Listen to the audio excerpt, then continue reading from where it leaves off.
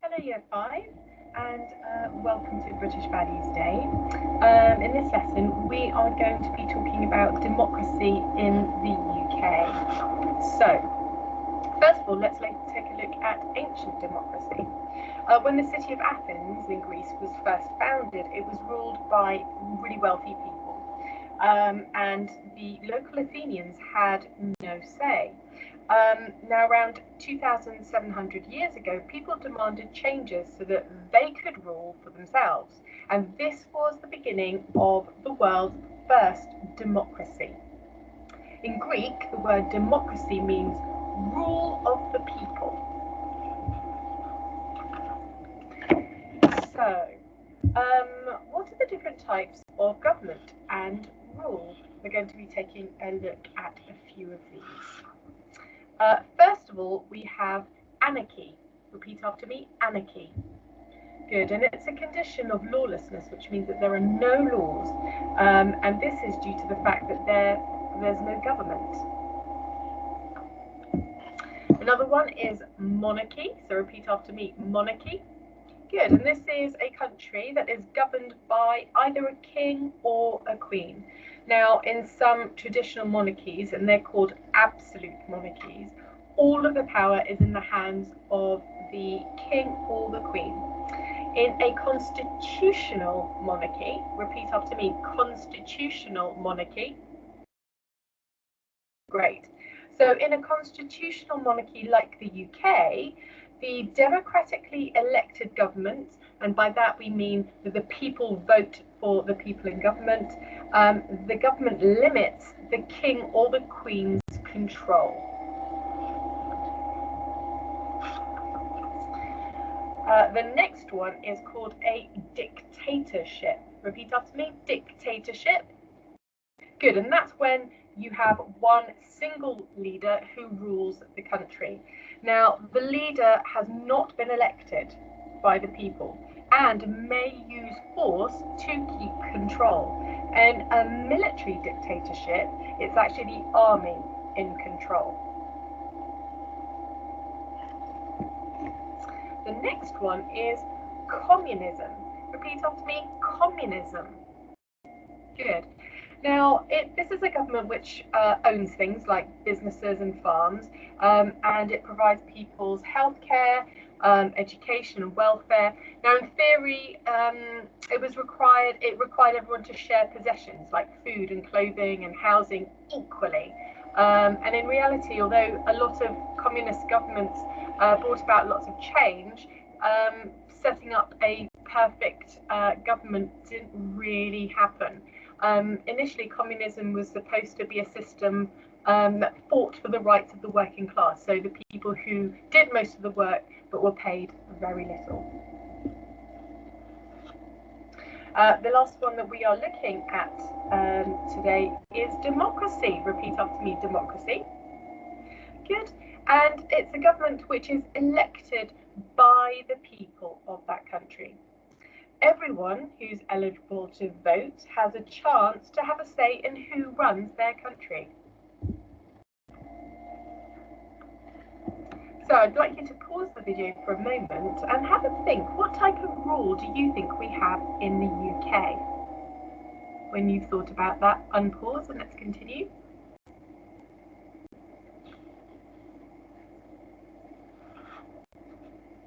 And have a think about this. Do you know of any countries with any other types of governments? Are you familiar with them? Do you know any? Can you think of any? Have you travelled to any? Pause. You might want to write some of these ideas down and share them on Seesaw. Unpause when you finish.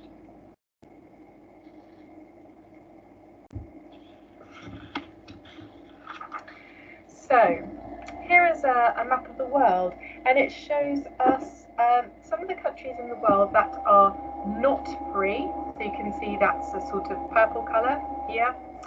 Partly free, these are the countries that are yellow, and then the countries that are free, which are in green. But what does that mean in this instance?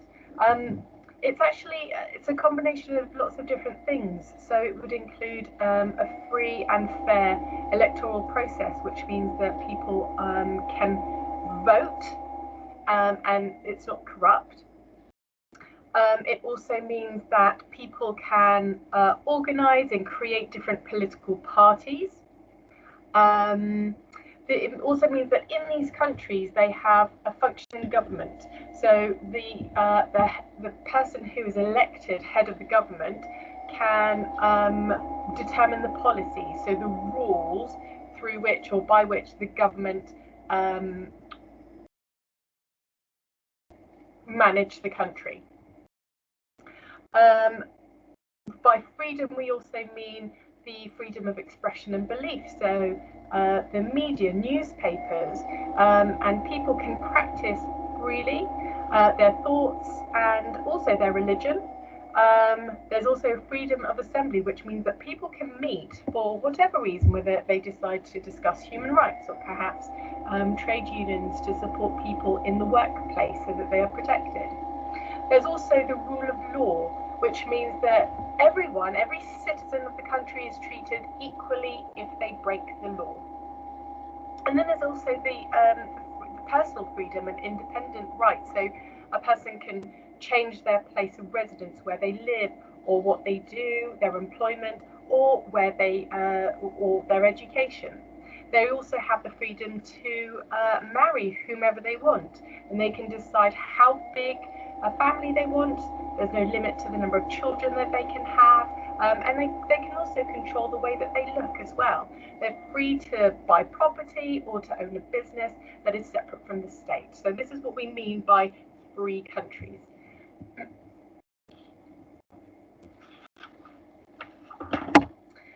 Okay, let's take a look at one more carefully. This is dictatorship. Now, a dictatorship is when one person or a small group of people have complete power over a country, which means that they can make whatever laws they want. Now, dictators, for example, Kim Jong-un in North Korea, inherited their power. There are other dictators who are voted in during elections, but these elections are often corrupt. So they weren't done freely or equally. And once they're in charge, they change the laws to give themselves absolute power. Now, in North Korea, when we were talking about countries that were free, in North Korea, the government control the news. So they can decide what stories they can release. Ordinary people who live in North Korea cannot use the internet and can only access government-approved websites. They may not own mobile phones, they may not have access to telephones, although actually enforcing that can be quite difficult. And then a lot of journalists, quite a lot of journalists, are banned to travel into the country, and this is controlled very tightly. Now, why do you think a government stops people having contact with the outside world? Should governments have such control? I'd like you to think about that, pause, and then unpause once you've thought about it. You may want to write your answer down and then post that on Seesaw. So now we're going to take a look at democracy in the UK. Now, the UK is officially ruled by a monarch, so we have a queen, as I'm sure you know, but real political power belongs to Parliament. Now I'm going to explain to you exactly how that system works. So, monarch. The Queen, at the moment we have a Queen, but it could be a King, calls on Parliament to meet, but doesn't actually have any say in what happens here. So she has no say in what happens. Two, the Houses of Parliament. Now, these are two groups of people, and they're called houses, and they meet to debate and vote on new laws. Perhaps you've already looked at your debate lesson, or if not, you're going to have a debate lesson later on. Now, the first house is called the House of Commons. So repeat after me, House of Commons. Great. Now, there are 650 members of Parliament.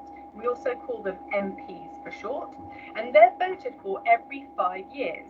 Now, these MPs, they debate the laws, and if more than half of them agree, then they create that new law and they get rid of the old one, they scrap the old ones. The other group is called the House of Lords. Repeat after me, House of Lords. Good. Now, over 1,000 people, known as Lords, can make changes to the law. So they can suggest amendments, make changes to the law, and they can even vote against laws that have already been passed in the Commons. Most Lords are chosen by MPs, and none of the Lords are elected. Number 5, government and opposition. Now, most MPs belong to a political party, and if one party has more than half of the MPs, they have for a government. They are called a government. The party with the second most MPs is known as the opposition. So they argue against government ideas and they stop them doing whatever they like.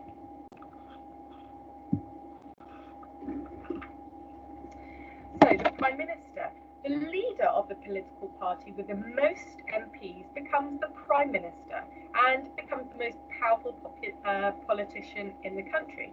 Our current MP, as I'm sure you know, is Boris Johnson, and he is the leader of the Conservative Party.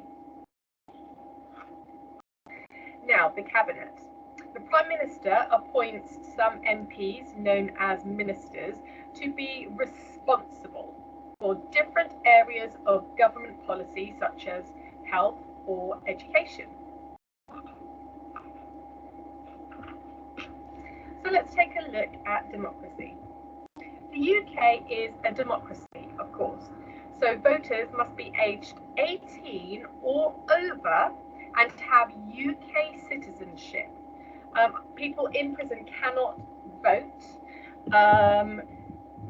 And in a democracy, there are a number of political parties who have their own ideas about the way their country should be run.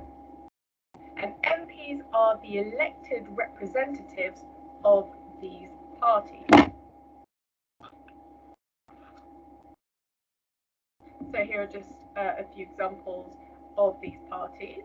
But how do we decide who to vote for? So before an election, each party puts their ideas together in what is called a manifesto. This tells the public how they want to control things such as hospitals or prisons or taxation, laws or schools or countries' relationships with other countries. Then the voters, you, decide. The party which wins the majority of seats, which means more seats, usually forms the government, and they claim to have a mandate, which means to implement the policies set out in their manifesto. We're also going to have a lesson about voting, so you'll understand this better in that lesson if you haven't done it already.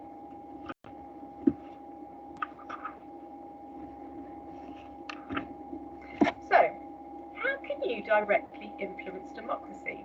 You can do one of these things. You can write a letter to an MP. You can campaign for a political party. Perhaps you have signed a petition to say that you agree or disagree or would like to challenge something. You can go on a protest or a march, a demonstration. You can attend a meeting with your local MP or your local council.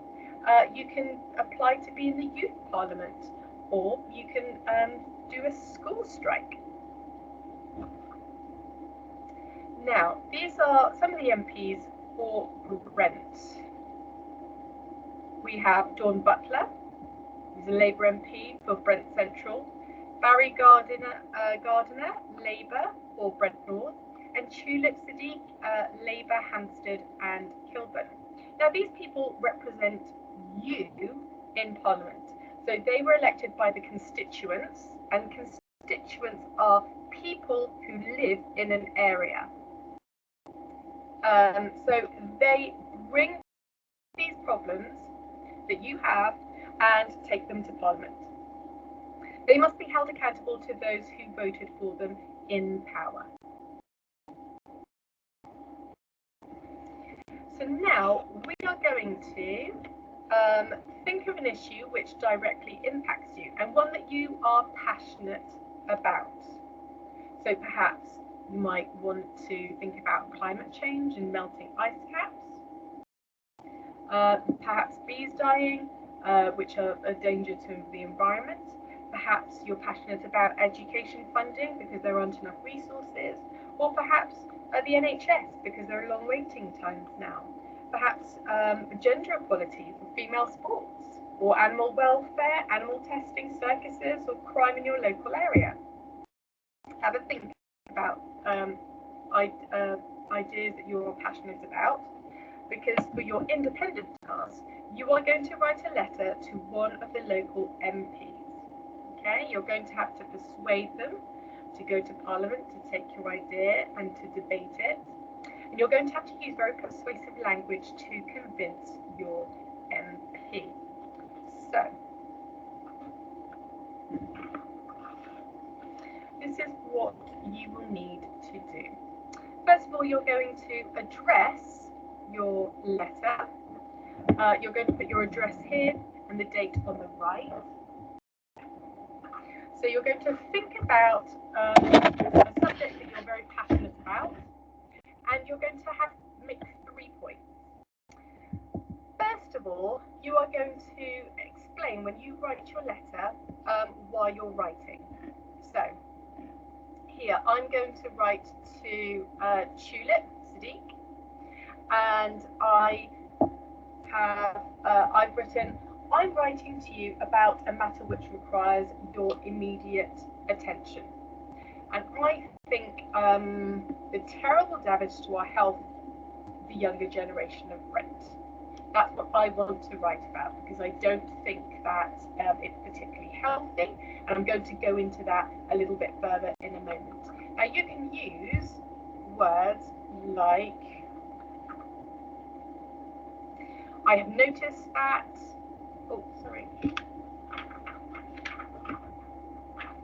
So you can use, I am writing to urge you to take action, and then you can outline what that might be, what it is you're writing about. I'm writing to you regarding a serious concern, or perhaps I'm writing to persuade you to. Okay, so here you're going to state why you're writing in the first place.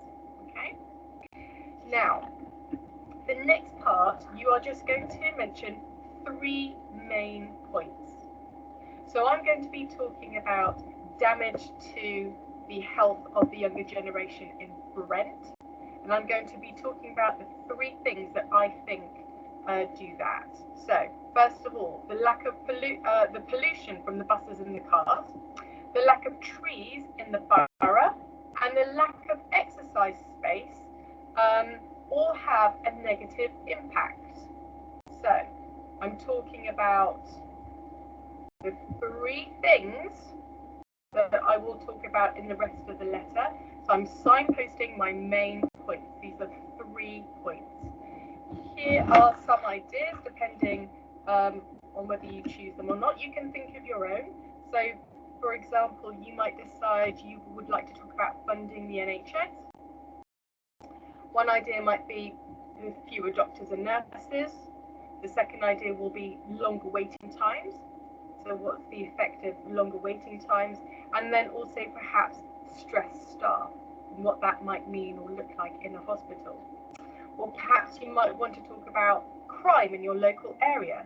So then your first point might be cars being stolen. The second might be attacks in the streets, so that makes it quite unsafe. And your third point might be an increase in burglaries. So make sure that you have 3 points about what you are going to talk about. And then your last one is a sentence to convince your MP to keep reading. Okay? And you have to be very specific with your language. We're going to use some modal verbs. Remember, this helps us convince our reader, and we're also going to use persuasive language. So here we have, you must continue reading this letter. so that you can better represent the views of your constituents in Parliament. It is not too late to change. So here are a list of some modal verbs you might want to use. We have must or will, can, should, or need to. Remember, there's an order of modality, which means something is more urgent, and some words suggesting that it's less urgent. Remember, you want to convince them, so I'd say really, really urgent modal verbs. And then we have some persuasive language. Now is the time to act before homes, lives, property are destroyed. We need to act now before it's too late. The clock is ticking. You must act now before the situation worsens. If neglected now, there is no going back. Something needs to be done before lives are impacted. Okay? You want to know that if they don't do anything, this could result in huge trouble. This could have a detrimental effect. So, I'm now going to make my first point. So, you are going to make 3 points in total. I'm going to talk you through my first one, and then it will be very similar for your second and your third. So, the first one is I'm going to develop the first detail. So I'm going to look at that first sentence here where I made my 3 points. So I had the pollution from the buses and the cars. That was my first point. Then I had the lack of trees in the borough. That was my second point. And then the lack of exercise space. So that's my third point. So I'm going to talk about the first one, pollution from buses and cars. Firstly, my school is located on the main road and we breathe in this dirty air all day long. Okay, now some vocabulary that you might want to use is I have noticed, or many people have witnessed, it is becoming evident, or we are being exposed to. You can of course think of your own sentences too, so please do that. Next, you're then going to either quote somebody or provide some facts or statistics. So, there has been a 5% increase in cases of asthma at my school over the past 2 years and is unacceptable. So, again, it's a point of persuasion. I've got some statistics, and here's some vocabulary that you can use. We have quotes or facts. You can use facts, for example, the evidence is alarming, and then write your fact here. Or a certain percentage of people have experienced, so perhaps 10% or 50% or 70%. Another percentage of the population believe, or perhaps you're talking about a number of people, so 150 people or 1,000 people. Remember, try and make it quite realistic. Has increased by, so crime has increased by 20%, or the pollution has increased by 20%, or perhaps something has decreased. Experts have stated, and then you can write what they have said, or perhaps a local shop owner said. Remember punctuation. And then finally, a rhetorical question. So this is, I can't imagine I can't imagine what is going to happen to my poor lungs. Can you? I'm just going to correct that. So here are some rhetorical questions that you may want to use. How would you feel? Don't you care for future generations? Something must be done. Don't you agree? So that's your first point. And now when you've finished, leave a line and you're going to continue with your second point. Now you can start with your fronted adverbial secondly or next or to add to this, and then you're going to repeat those 3 things. So you're going to develop your point, you're going to develop your point and add more detail, you're going to quote somebody or provide some facts or statistics, and then you're going to give another rhetorical question. And then you go to your third point, your final point, and exactly the same. You give more detail, a quote or statistic, another rhetorical question, and then finally your sign-off. So yours sincerely, and then your name. So here are some more sign-offs here. Yours sincerely, yours respectfully, best regards, or looking forward to hearing from you. And you can rewind and pause the letter to help you at any point. And we look forward to reading your letters on Seesaw. I hope you enjoyed that. Enjoy the rest of your day. Bye.